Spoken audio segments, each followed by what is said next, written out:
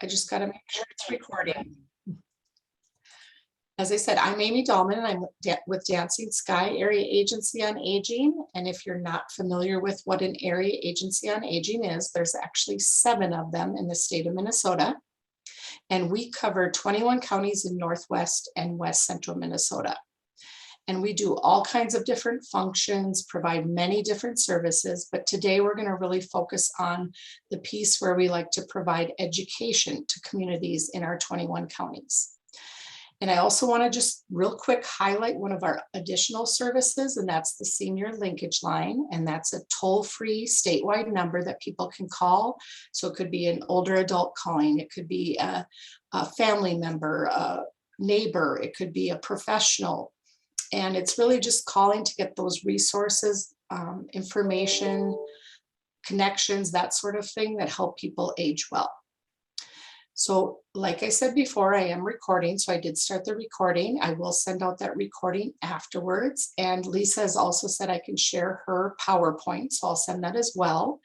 And then we're going to save questions till the end. So if you have a question and you are afraid you're going to forget to ask it, just put it in the chat and I'll save it for the end. Or you can unmute at the end and ask the question as well.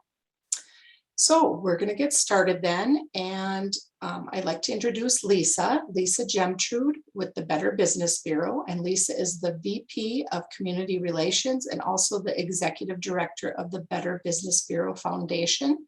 So Lisa, thank you again for agreeing to speak today on this important topic, and I'll let you take it away. Thank you so much, Amy, and thank you everyone who has joined us today. It is a real pleasure to be here. I love this topic. I go around the state of Minnesota and my team as well, helping talk to consumers and listen to consumers about scams. Anything from scams that they have been where they've been targeted, or ones where you haven't been victimized, but you know of someone who has and you want someone to tell. Better Business Bureau works with that day in and day out. So we're very happy to be here and part of this program. A little bit about me. I've been with the Better Business Bureau for over 21 years. So do feel free to ask me questions. I'm happy to assist and let you know about other free services of the BBB. I grew up in rural East Central Minnesota near the town of Hinckley. So I'm a small town girl. I do have connections to this side of the state. However, my dad grew up in Hubbard County, in Hubbard, actually. It's so near Park Rapids, and I know that's part of your area of coverage, and we spend a lot of time there. The family farm is still there after 5 generations since the late 1890s. A little bit about the Better Business Bureau just before I get started. We are a nonprofit organization. I know the last part of it, Bureau, makes it sound like we're part of the government. We aren't, but we do work with many government agencies regularly, especially when it comes to scam prevention. Because we hear about different scams, we work with local, state, and federal law enforcement regularly to help try to stop the scam artists. We also work with the media. So anytime you have heard about a new scam, we want to know about it so we can help tell others too. Better Business Bureau has been around since 1912. And I joke that the marketplace gets rid of anything it doesn't need. But that's why BBB is still here. There very much is still a need for trust in the marketplace and for buyers and sellers, consumers and businesses to find each other and to have relationships and ethical transactions. We are also exist to stop misleading advertising and to educate on scams. Probably you know about the BBB if you've ever had a complaint against a business, because sometimes that happens. We're a world full of humans where sometimes things just don't go right in a transaction, and you can call the Better Business Bureau and we help you with your complaint. And you can also check on companies before you buy. All of this is for free on our website, and I'll have that in my PowerPoint too, but you can find BBB online at bbb.org. And we rate companies A through F, and we tell you why, and you can read consumer complaints and reviews. So it's really a cool thing. I've loved the BBB the whole time I've been part of it, because I just really think our community needs the BBB. So with that, I'm going to share my screen. I have a PowerPoint presentation today that is all about scam prevention. There we go. Let me get to the front slide. There, BBB is a community leader in scam prevention education. So I'm just going to jump right in and tell you a little bit about how we get our data. For those of you who are data nerds and you love this sort of thing, you actually could get into BBB's data and look at it. We're very transparent about what we collect and how people can look into it. We have a cool program called BBB Scam Tracker, and you can just look that up online too if you want to. But it's like a little heat map where you can zoom right in to where you live or where your relatives live to see what types of scams are being reported right then and there in their areas. So I just wanted you to see that this is where we get information from the public. You can type in scammy keywords like Microsoft or Social Security or something like that. Those are two big entities that are impersonated a lot. And then you can find out where those scams are happening. I just wanted you to see what that looked like. And when you tap, I can't do it on this screen, but if you tap on the red areas, it expands and you can really zoom in and learn about different scams that are happening. So let's talk about who's at risk. And the answer is anybody. Anybody of any age, your social standing, how much you have in savings, educational level. Really anybody can be a victim of this. And I don't want anyone on the call today to be feeling like they're more at risk, because in a way we're all targeted. The scam artists are very sophisticated now. It's very easy to get caught up in a scam. So we want to release anybody from feelings of shame or guilt or anything if that has happened to you, because the scam artists, it's very sophisticated organized crime is what it is. And the way they use technology now is so different and so much better than what they have used in the past, that it could happen to all of us. And so what's great about today is I'm not going to dwell on, oh, you could be a victim, be careful. Really, this presentation is designed to be empowering for everybody here. The more we know, the more we learn about it, we're going to recognize those red flags, and then we'll be able to share some of the things that you've learned with someone else. You know, I always say I'd love for you to share one thing you learned with one other person, and that's how we're going to get the word out, because scams are a huge problem.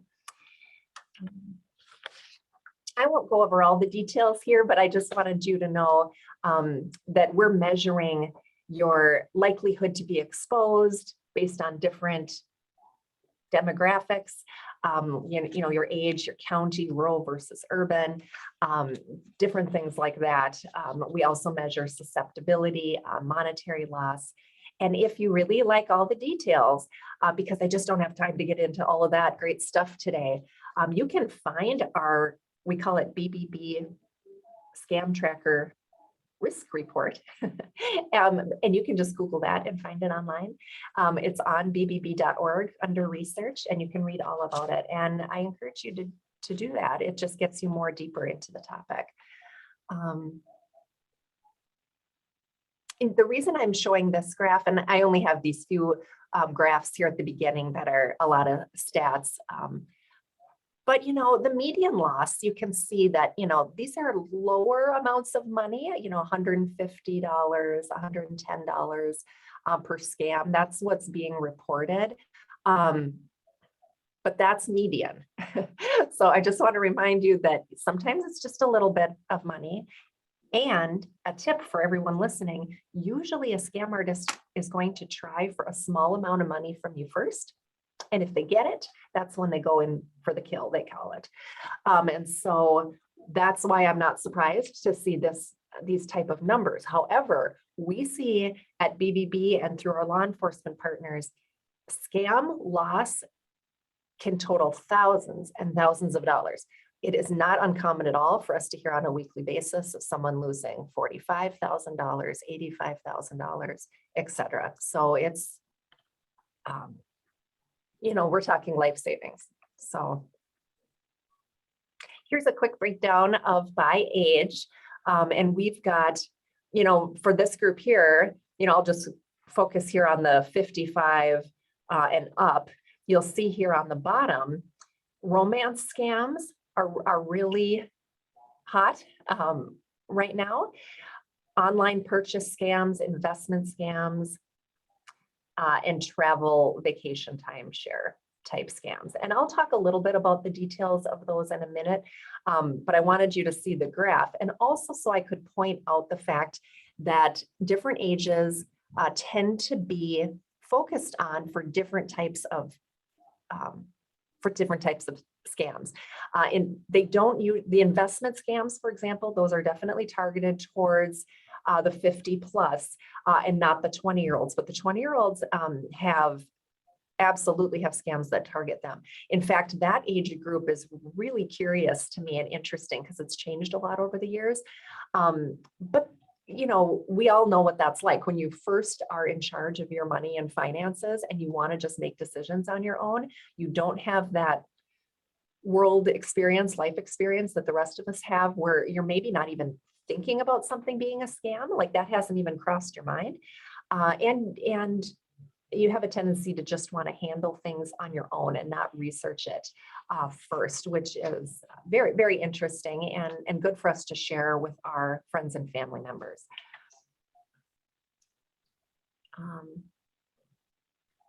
So let's talk about tactics that are commonly used by scammers, because I could list off all the different types of scams, but they're constantly changing. You wouldn't be able to memorize all of it. I can't memorize all of it, but what's super interesting, and I've been studying this for years, and I have a master's degree in criminal justice and white collar crime. I love this stuff. But these type of tactics have remained consistent over the years. And so I really like to communicate that to the group, because if you hear or see or feel one of these things being used, that is a really good red flag for you that this is a scam. So let's start with the first one, rushing or crushing. With this, oops, I think we might have an audio issue there. If you're online, please mute so then I'm not echoing and everybody can hear me okay. I think we're good. So with the tactic of rushing or pressuring you, scammers use this to create a false sense of urgency, right? You have to decide right away. You have to do something right away. This might come in the form of claiming something's a limited supply or a one day only, or there's only one left. Trying to get you to feel like you might miss out on an opportunity. That scarcity tactic has been around a long time with unscrupulous businesses, but that's because it works. Make people feel like they have to act right away. The other time this works with pressuring kind of goes back to what kind of person you are. You can't change what type of personality you have, but some people are more susceptible to being pressured. They just want to give in to please someone. If that sounds like somebody that you know in your life, they might be more susceptible to a scam because their pressure is more easily.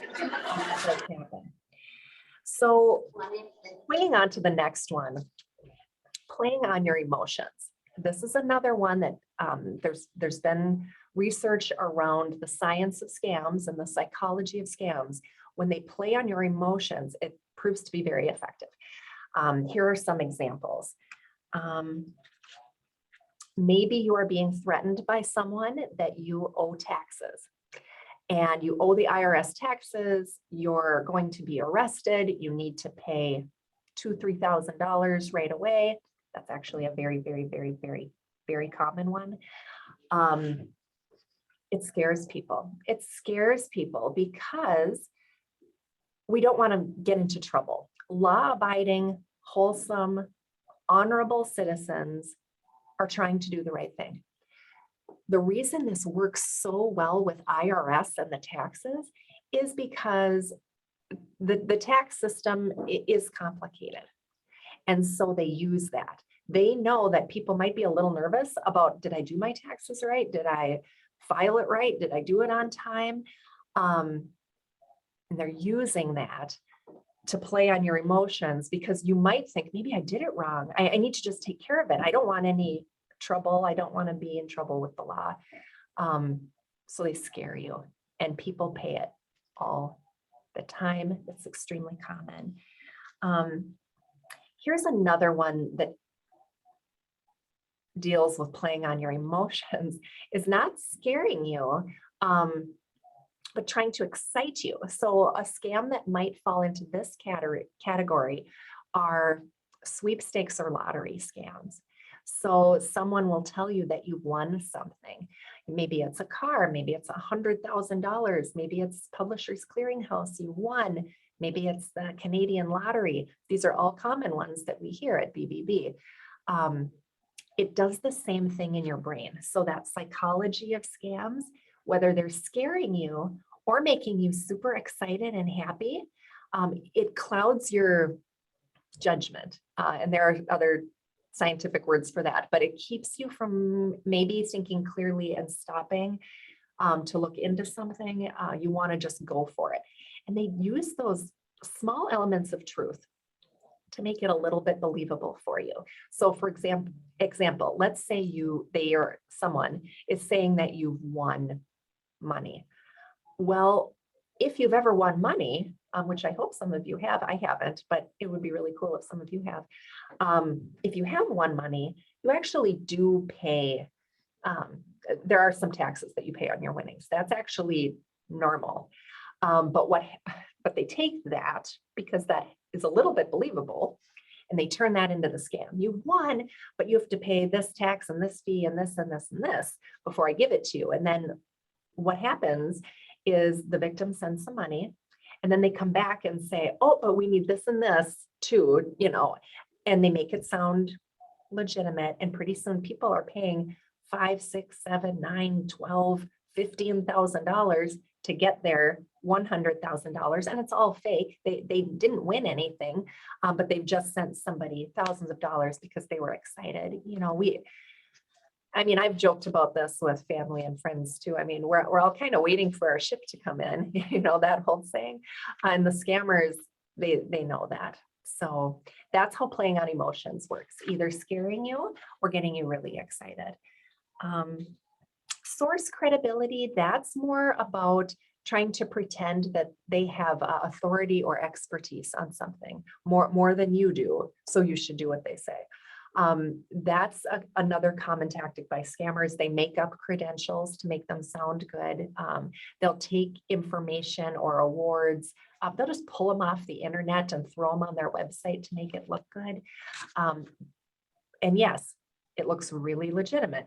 But the tip for all of us consumers who are getting more and more savvy about scams is you can look up or Google or however you look up online some of these things and see if it's fake or not. Like you can type in the company name and then type the name scam after it and just see what pops up.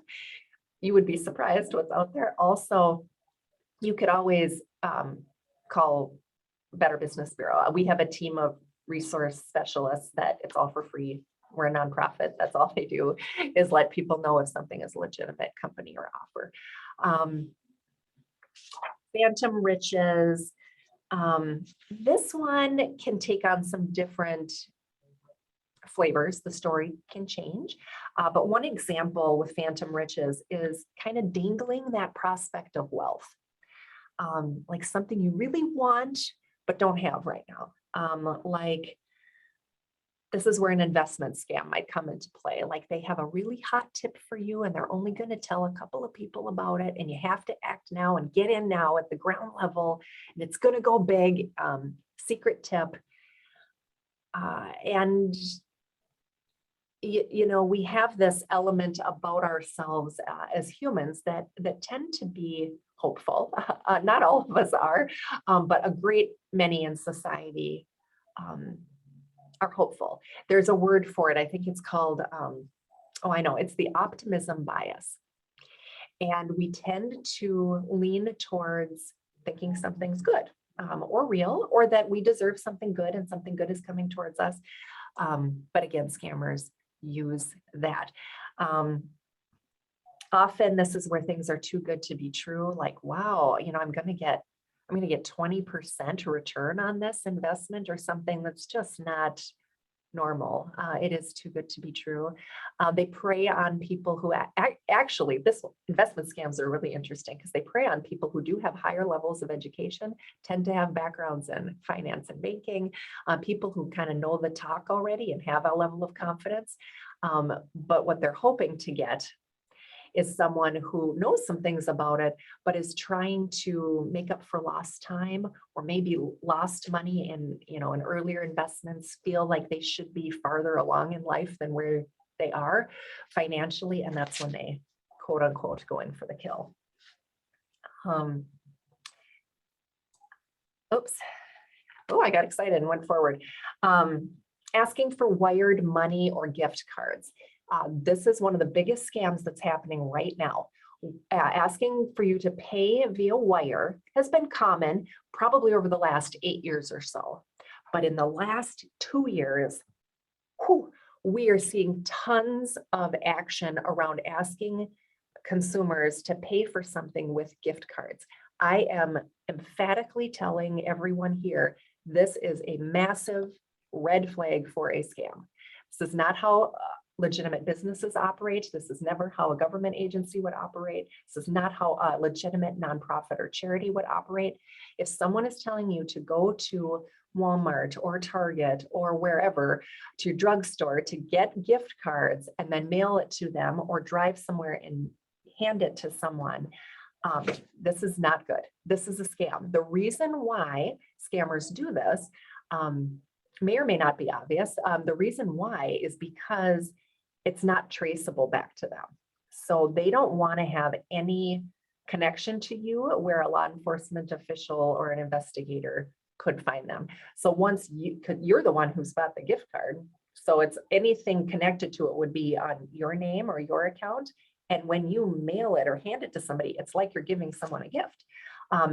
That person could be anywhere, and that's exactly what happens. And gift cards are for gifts, not for payments. That's an easy way to remember it. And then we've got reciprocity. Now, this is another one that we've been around the block. We've seen reciprocity happen. Can you think of times where you have been solicited by a charity, for example, and they send you, here's a bunch of your own address label, cute ones that have your address on it. They're for free, but we would like you to consider donating to our charity. I'm going to guess that most people on this call have seen that. There's nothing unethical about that, but that's a very good example of reciprocity. And the fundraisers for those charities know that works because people feel compelled, like, oh, you did something nice for me. I need to do something nice for you. Again, it goes back to wholesome, well-meaning, law-abiding citizens have a tendency to feel like you did something for me, I should do something nice for you. But the scammers use that, and you don't have to be nice to a scammer. They are not being nice to you. But it is designed to make you feel obligated in some way to give someone information. Let's go to, I want to speak just a minute about travel, vacation, timeshare type scams, because that does hit this demographic fairly heavily. Usually the scenario is someone let's pretend it's you, has a, a slice of a timeshare somewhere. And you don't need it anymore. You want to unload it, you want to sell it, you want out of it. That's really common. The scammers know that, and they offer to help sell it for you, etc. Blah, blah, blah.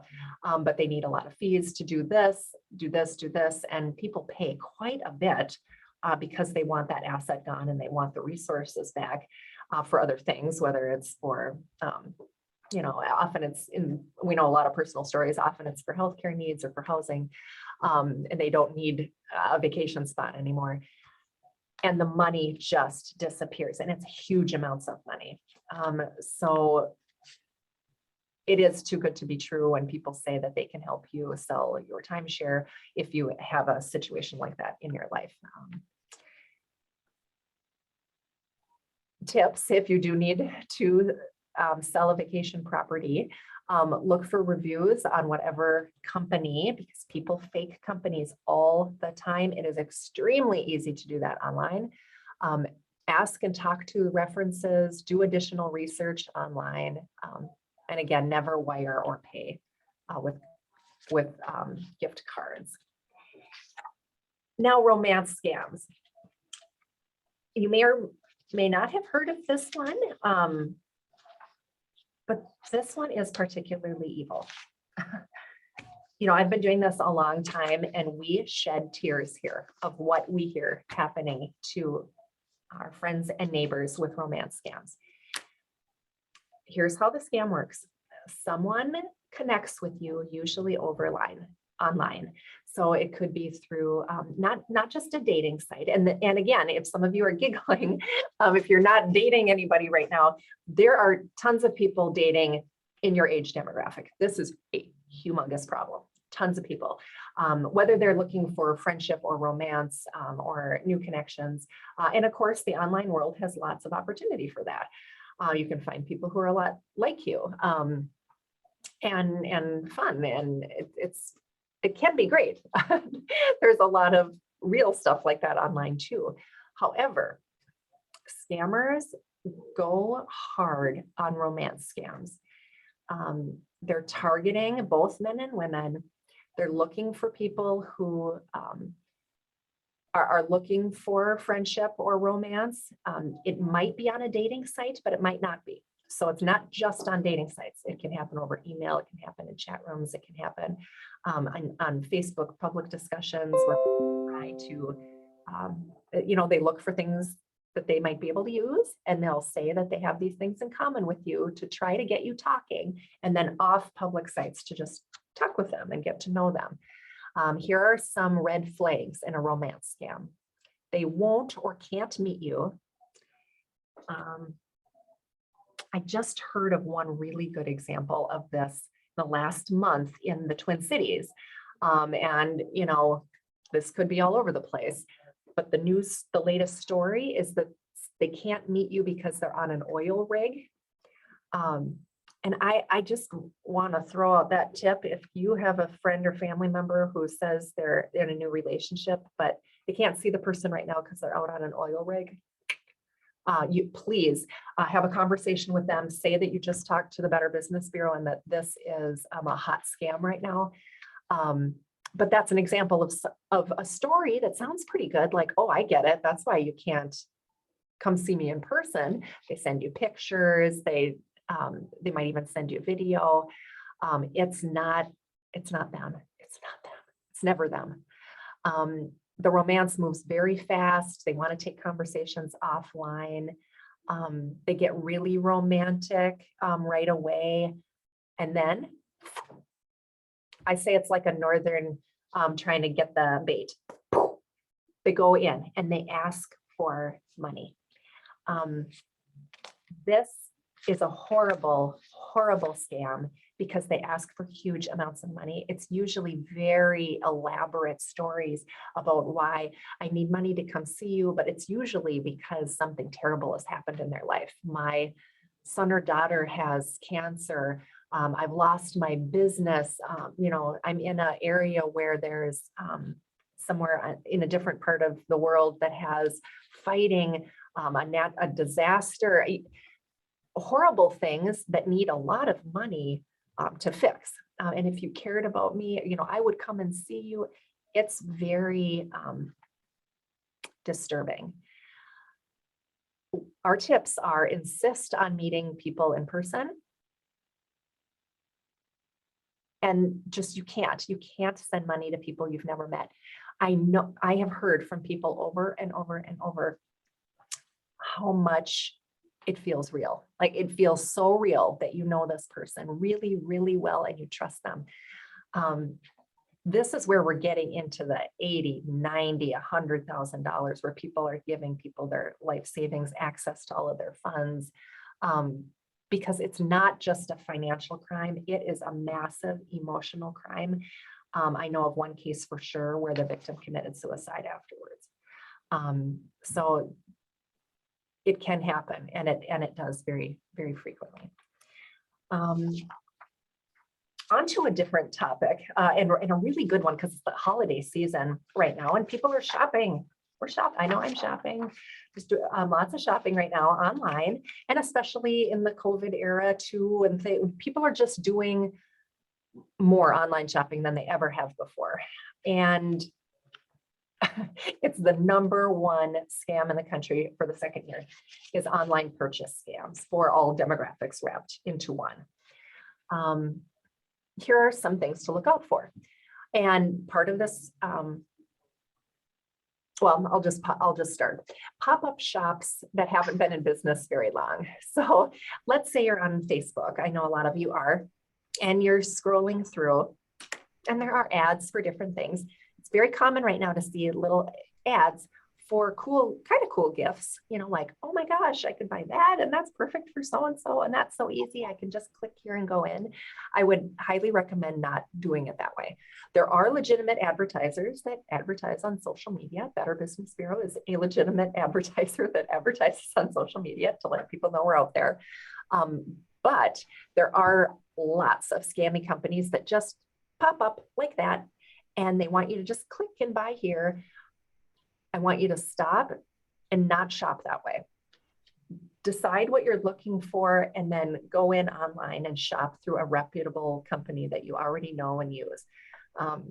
Or you can look them up ahead of time if you've never heard of them before, or you can contact Better Business Bureau, et cetera, to see if it's a legitimate company first. What happens is it's so easy to make a website. I could make a really good website in less than 30 minutes. And it looked great. And you can buy ads pretty cheap online. Throw some things out there. When people say they want something, I mean, you know what you enter your credit card, all your credit card information and this and that. You never get the item. And now they have your credit card information. So now they can, that's identity theft. That's more financial theft out of your accounts. I just highly recommend legitimate businesses and to research them, look them up, make sure they're real before you do business. Some other things we've seen, that claims of having just, secret stashes of stuff that's hard to get. So there's, it's holiday shopping season. There are things that are really popular. I'm thinking of, I can't think of the name of it, but it's like a baby Yoda. There's like a version of like a Yoda from Star Wars that's littler. And then there's a few different versions of it. Well, it's really popular and people are trying to get it, and then it's hard to find. And so you're just Googling randomly online, like, I need the baby Yoda for my granddaughter. And these fake companies pop up and say that they can get it for you. Well, if it's too good to be true, or they have a secret stash of something, I would avoid that. The free sample thing, this gets really tricky. This has been around the block. This isn't our first rodeo for any of us, I bet, with free samples being sent out to you. This goes a little bit back to reciprocity. Like if they send you something, you feel like you have to send something, but usually the free samples are like really cheap or kind of crappy. And then you're giving them good, real money for something that you won't get. So another one that I could have put on here is weird subscriptions, where you sign up for something online because you're trying to buy this product, but what you didn't realize, because either it was buried in crazy amounts of disclosure, which is illegal, it needs to be a clear and conspicuous disclosure, or it was not there at all, no disclosure whatsoever, but you find that you have accidentally signed yourself up for some sort of ongoing subscription. Like, oh my gosh, now I'm getting lotion every month and I like for hundreds of dollars, and I only wanted that one lotion at Christmas for hand lotion for my Aunt Emily, and that's all you wanted, but you didn't realize you were just going to keep getting it. That happens with it happens for sure with magazines in kind of a different way, where all of a sudden you're like getting them, you're on their schedule for 12 years, and that was never what you intended. And then there's other subscription services too that we get a ton of complaints about. Read the fine print. If you don't understand it, don't do it that way. And remember that reciprocity piece of the scam, where just because somebody sent you something doesn't mean you have to do something in return. They just sent it to you. Fine. You take it and you go on with your life. So know who you're dealing with, again, with online. People fake websites, even the big ones. Target, Best Buy, some of those places, people are always trying to make fake Target, Best Buy websites, which I'm sure you can understand why. And now granted, they've got the money and personnel that are fighting that constantly, but they're fighting that every day because people use those. Same with like emails. So I'm just going to stop and talk about emails for a second in connection with online shopping. You might get an email that looks like it's from Best Buy or Target or Amazon, or, you know, a big one that a lot of people use. Look really closely at the email address that's coming to you. Well, first of all, you're not getting emails from those companies unless you're, had a transaction, and that's like a confirmation. But if somebody's like, you don't get a solicited email, and you can see they're weird. Like sometimes it has like another country, like it might say like Best Buy at something, Austria, ... 4675V or something. Delete those. That is not real. That's never been real. But people don't always look at that. They just sort of look at the beginning and they think, oh, okay. And then somewhere in the email, there'll be a link and they'll want you to like go there to order something. Never do it that way. Don't order anything through an email that came to you. Even if it's a company you really like, I have companies that I have always done business with and I like, but I don't click through their email solicitations just because it's really common for someone to scam that. Go to their regular website, or you can call them and make sure that that email is safe.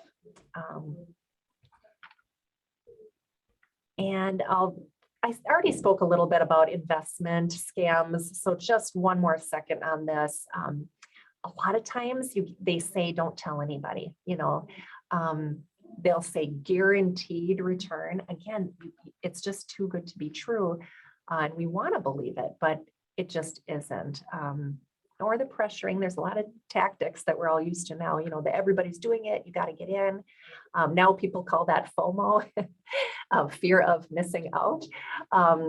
That's kind of a new cool acronym that people are saying, well, you don't want to miss out if everybody's doing it and you want to do it too and get really good good returns, but that's not how it works with investment scams. So cryptocurrency, I have this stat from 2019, so it's a little older now. We're following it at the BBB. Like, how does this type of money work? How is it used? Because it's new, scammers love new things. They love new things because people don't really understand it. So they're like, cool, let's go in and make it seem like you got to get in on this brand new thing. And so if you get solicitations from anyone with the topic of cryptocurrency, I would really caution against that as well, because it's still kind of hot and people are trying to figure out what it is. Scammers also, besides, latching onto new stuff like cryptocurrency, they also latch onto what's in the news. And we should talk about this now because it's December. Tons of charities are making their appeals for the holidays. And there have been natural disasters lately too. The big tornado down south, for example. Scammers love that. They come out in the gazillions when these things happen because people's heartstrings are just pulled. Like, oh my gosh, I've got to help them. Or, people need food, and they need, real people do need these things. But these yucky criminals try to appeal to you in the form of a charitable solicitation based on whatever's in the news, and hope that by playing on your emotions and pressuring you so you don't have time to look into anything, that you'll just hand over your money. And you think you're helping somebody, but you aren't. And so I know that's not what's on my screen, but when you think about charities for this time of year, or any time of the year, go to the ones that you know and trust or are local, where you know the money is going to what you're intending.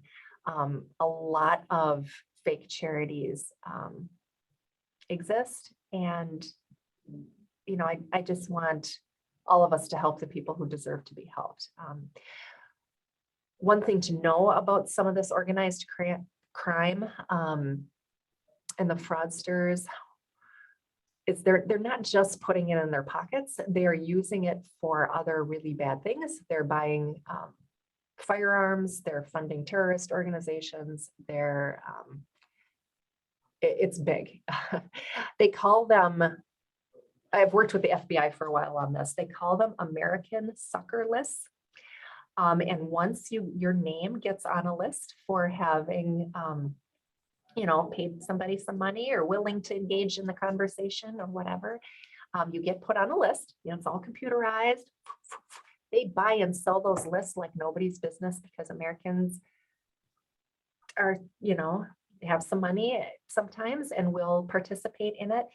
And, it's big money to the scammers. They will kill each other for American sucker lists. We know that has happened. We've been a part of some investigations. The one I'm thinking of was maybe 6 years ago or something.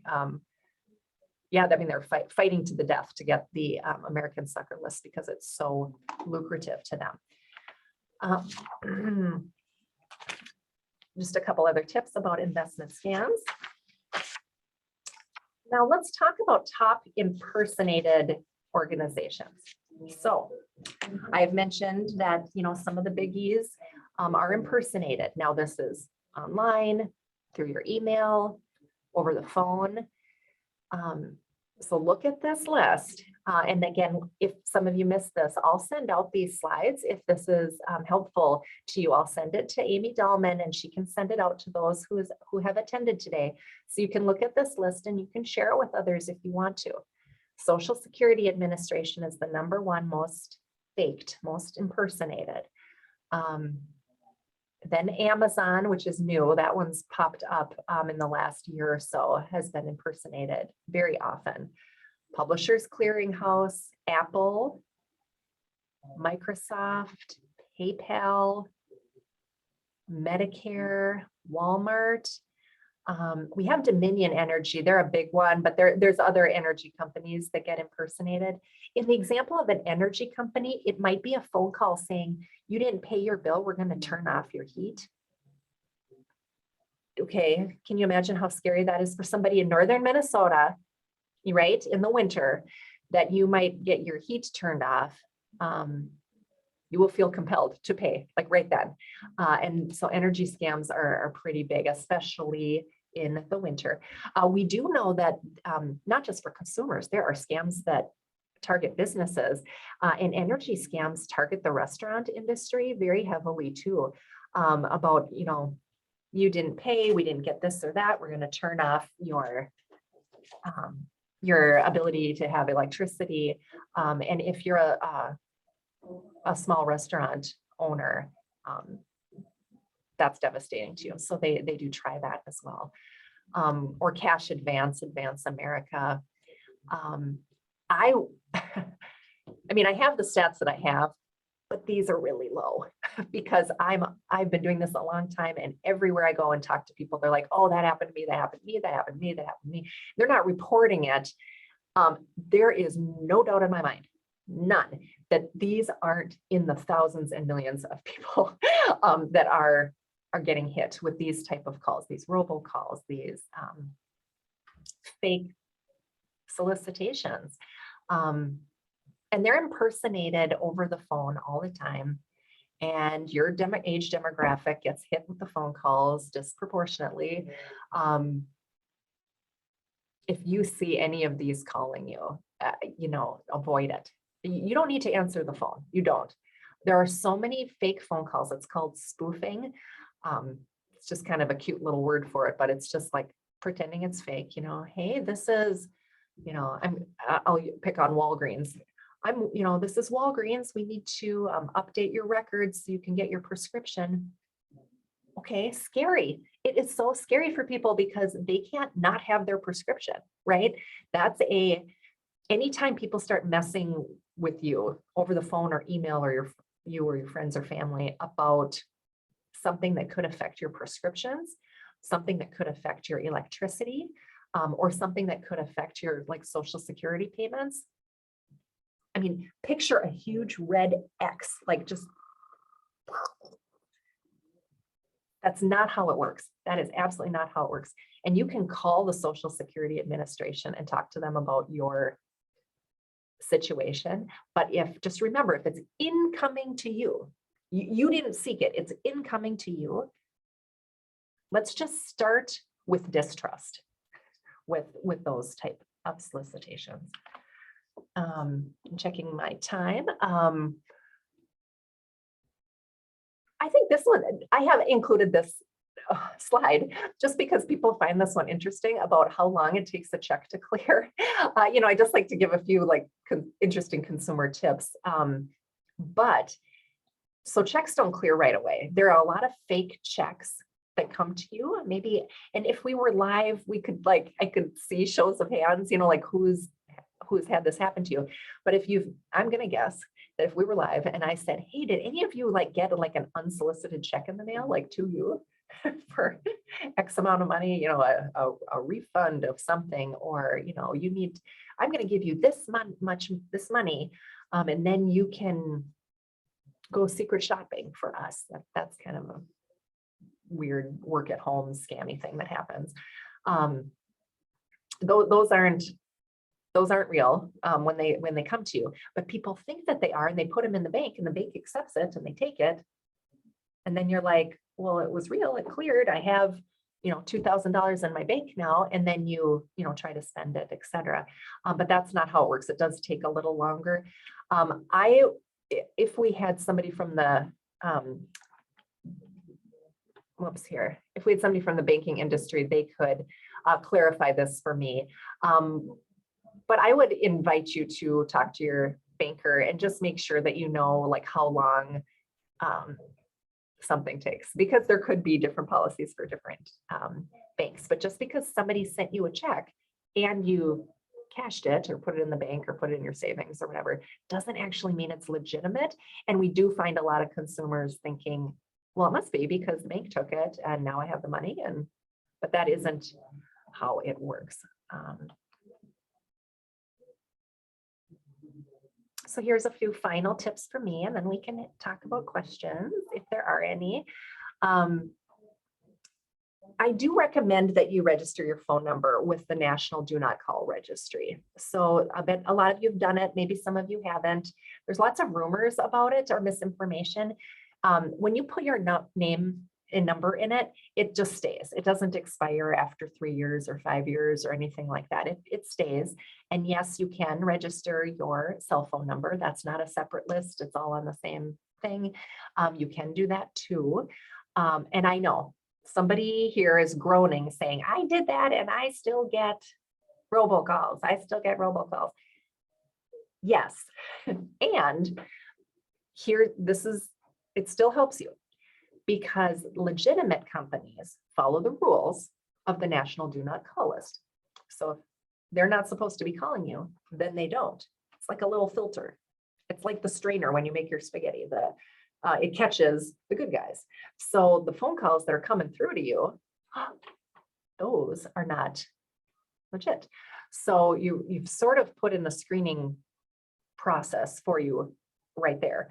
And I hate having to say this. I hate it.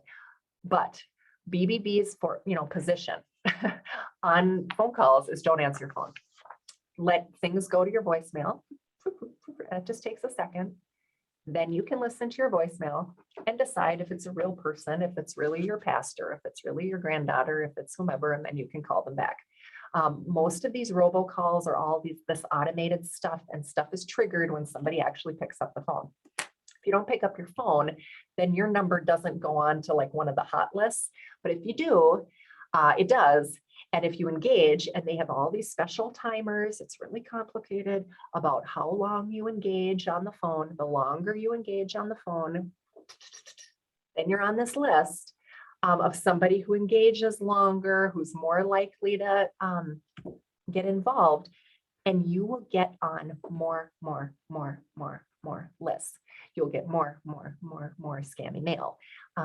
This is a tip. If you know of somebody in your life that all of a sudden is getting just a ton of mail, or like their phone is constantly ringing at their home, I want you to look at that with concern and maybe ask some questions about, careful, gracious, kind questions about, are you being solicited? Is somebody trying to get money from you? Because that's a sign that they've maybe have lost money or have accidentally gotten on a lot of lists. We do want people to report the scams because when they're reported, we can help others. Trust your instincts. Instincts are a funny thing that we don't all have figured out, but we have instincts. If something doesn't feel right, just stop. Just stop whatever it is and take time.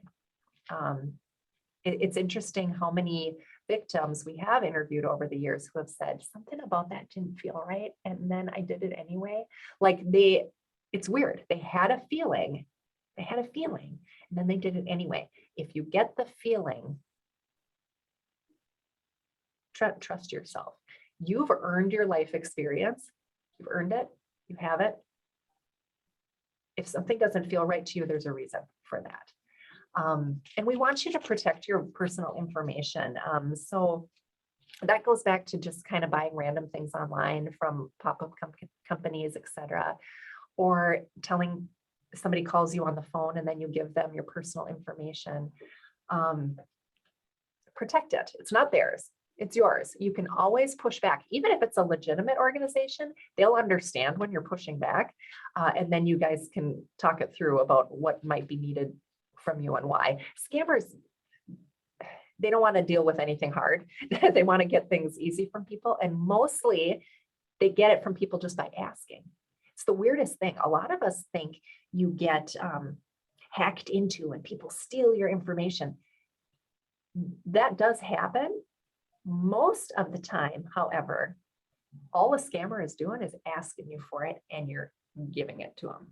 And I think that shocks people when they really think about it. Like, they just called me up out of the blue and asked me for my credit card number and I gave it to them. Now, I know that sounds a little goofy, but there's elaborate stories around it. So sometimes it's somebody pretending to be a bank. You have a compromised card. We're the fraud protection people. We need to verify your number and the little number on the back, and so we can cancel that one and send you a new one. Well, that starts to sound believable because you don't want to have fraud on your account and you would want them to cancel it. But remember, in that scenario, that's them calling you, right? You didn't call anybody. They're calling you and there you are, just giving your credit card information. Same with social security number, same with Medicare or other like health information. You would be surprised. All somebody did was call them up or email them asking them for it and they gave it. So, think about your personal information. Personal information is stuff like social security number, not so much your address.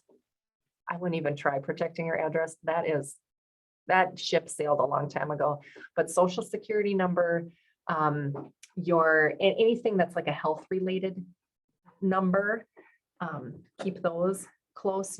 Anything about your driver's license. People make fake IDs all the time. It's really hard to get your identity back once it's being used by somebody.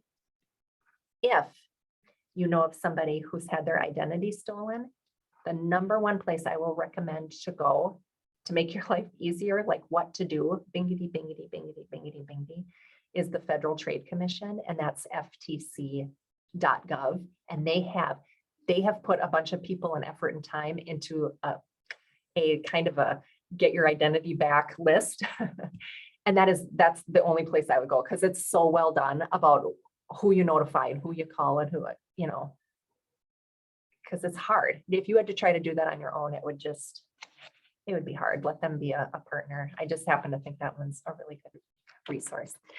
So let's turn it over back to Amy. I couldn't cover all the there's so many things we could talk about, but maybe you guys have some questions. I would be happy to answer them.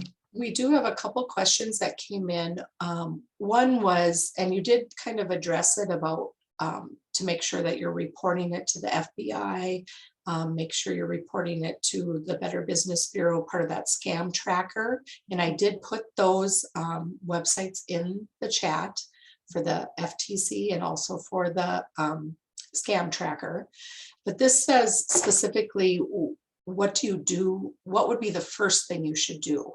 Who should they contact first if something like this happens? I hate to say this, but it almost doesn't matter. I love the question. But there are a lot of resource agencies out there that are happy to help. And we're all kind of connected. So if you feel comfortable going to local police, do that. They will know what to do. If you want to call BBB first, do that. So I don't say that there's a one-stop shop. Even Senior Linkage Line, I know you're connected. That is a great place to report a scam too. Their people are the resource specialists. They'll know the places to report it. And so I just encourage you to make sure you do tell an agency that you're connected with. So that could be police, it could be BBB. We will help. All of the groups that we're very connected to, lots of groups across the state. Everybody is ready to help. All right. And then another question was specific to text messages. So if you're getting something via text, is there any advice on that? There isn't a do not text system that I'm aware of.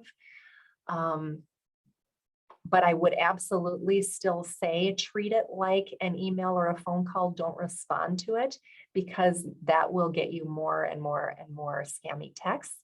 I know that there's different agencies and law enforcement agencies that are working with the telecommunications industry. And your carriers are all kind of in a good way, are all kind of working on different ways to stop that. Like you might already have a cell phone that might come up. This could be a scam when a call comes in, because they're starting to put these things into place. And that's same with text. It might say possible scam on your text. I would invite you, whoever you have, for your phone company or your cell phone company, call them and say, is there a service that you guys are doing for free, or could I pay for it to get these extra things put on my phone so that I can make them stop, or they're silent or whatever. It might be different for each company. So I would say that's a good use of your time to call your company and ask. All right. And then I think there was one more question. Somebody asked if it was a good idea to just basically, you get a phone call from a scammer and you blow a whistle into the receiver. Does that help, or does that just set you up for future harassment? I actually love the people who ask me questions like that, like the whistle or the I know some people they play along for a while to try to keep the scammer on the line so they're not calling somebody else. And as much as I can appreciate that, I really do. I really appreciate that. What that could result in though, is just those triggers that happen in their electronic computer systems, where then you become someone that engaged with them. You know, they're not taking notes and like, oh, this person was just playing with me. But it'll just go into their system that you were someone who engaged. So you will get more phone calls. So as fun as that was, or even the whistle, you still picked up the phone. And so that's a bummer, but if you've done it before, good, you've had your fun. And I'm glad you kept them on the line and bothered them a little bit, but maybe going forward, just don't pick it up. All right, and then we just got a comment that local police is a great place to start when reporting. And then somebody else commented, thanks, very interesting. Good, super. I really appreciate this, Amy, and everybody who's listening. You know, if you found anything interesting or new in the presentation today, I invite you to share it with one other person. You're all kind of deputized now to be aware of the scams, and we need to help each other. So thank you. And I just want to mention too that we do have educational topics. We have these webinars at least once a month, if not more. So certainly watch our Facebook page, and I'll send out that link to our Facebook page in the email follow-up. And that's a great place to find our webinars. But I just want to thank Lisa. I think this is such an important topic, and I learned some new things and things I never thought about. And I'm in Detroit Lakes, and I just heard about somebody who I think lost $2,000 as a result of the gift card scam. So I think they were basically told they had to pay a bill to avoid some kind of cutoff or something. And then they were told to purchase gift cards. They were told to give them the gift cards via email, the numbers via email or telephone, I'm not sure which. And so basically, yes, that's untraceable. So yeah, good reminder. Yep. All right, anyone else have any follow-up or final thoughts or questions? All right, well, everyone stay safe and avoid scams, and like Lisa said, share the information. And certainly if it's something that happened to you personally, I know many people don't share that information, but I think that's truly the only way we're going to learn from one another and avoid these kinds of things, is just knowledge. Oh, I think I see one hand up. I know some of you might have to drop off, but I do see that Anne has her hand raised. So Anne, if you wanted to unmute and ask your question, you certainly can.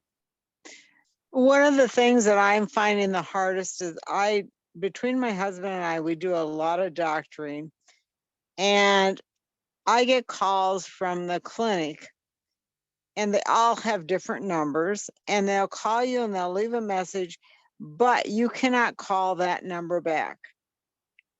And so I end up answering these 701 numbers, and half the time they're scammers. And so, I mean, in that case, it's really hard because they leave you a message, but it's like, this phone number is da da da da da da. So I'm finding that really frustrating. And I don't know how to deal with it. I mean, I got one this morning, and I have a couple doctor's appointments coming up. So it was like, okay, it's a 701. Yeah, it's a great question. We don't have this solved yet. The scammers do. They generate numbers so it looks local, because they know that a person is more likely to pick up a phone call that looks local because they trust it more.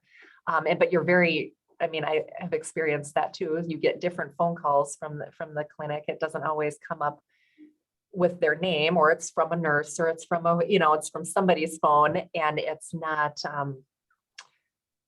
clear. And I wish I had a good response for you. I mean, I know that, yeah, then you call it back and it's not real.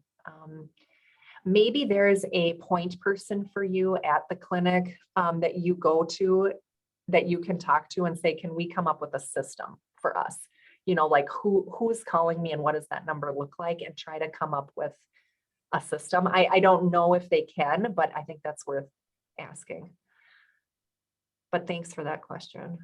Yeah, and I take and if I get a phone call, then I try to plug it in, you know, and like I say, it's still, ugh, but okay, but I'm gonna try to do and just go to the straight messaging, Mhm. and because I probably got the 701 and will answer it. Mhm. So, okay, thank you for all your time and trouble. Yeah, thank you. All right, well, if nothing else, we're a little bit over time, but that's okay, because like I said, it's an important topic. But I think we'll log off for now. I will send out the recording and also that PowerPoint. And again, thank you so much, Lisa. I really appreciate it. Thanks, Amy. Bye, everybody. Bye, thank you.